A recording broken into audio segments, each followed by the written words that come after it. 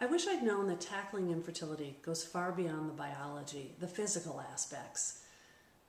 I didn't fully appreciate that there were steep emotional and social hurdles associated with infertility, especially when the outcome isn't what you'd hope for. I'm Pamela Mahoney-Sigdenis. I'm 48 years old. And for those of you who are newly diagnosed with infertility, I'm probably your worst nightmare. But I hope in hearing my story that you'll come to understand that there's more than one happy ending when it comes to the infertility story. I first encountered problems trying to conceive when I was 29. I went through the usual battery of tests and procedures and treatments, all the while hoping modern science wouldn't let me down. Unfortunately, it did. The reality of not realizing my dream was crushing.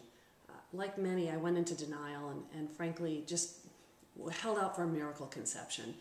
It wasn't until I was in my early 40s that I came to fully appreciate the emotional roller coaster I'd been on.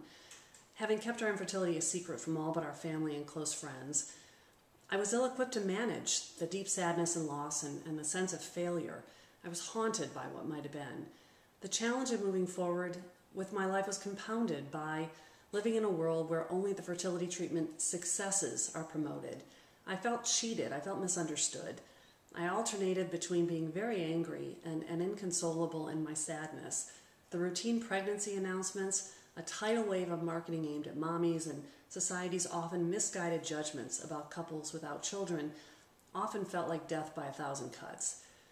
Even with the gentlest and most patient husband on the planet and the well-meaning intentions of my friends and family, I was isolated in my grief and I was unable to fully mourn the losses. I turned to writing, first a journal, then a blog, anonymously, and finally a book. I didn't get there alone, and that's why I titled it Silent Sorority, because I feel that there isn't a voice for women who've walked in my shoes. I felt the nurturing and encouragement of other women, and frankly, I wanted to make sure that others felt that sense of compassion. Through my expression and my connections, I discovered a sense of strength I didn't even know I possessed. Instead of remaining silent, shrouded in stigma, I experienced the liberating power of being truly seen and understood. Perhaps what I'm most grateful for, though, is helping to give other women an opportunity to find their voice. Perhaps best summed up by an email from a mother who said, "Through your story, I better understand what my daughter's going through."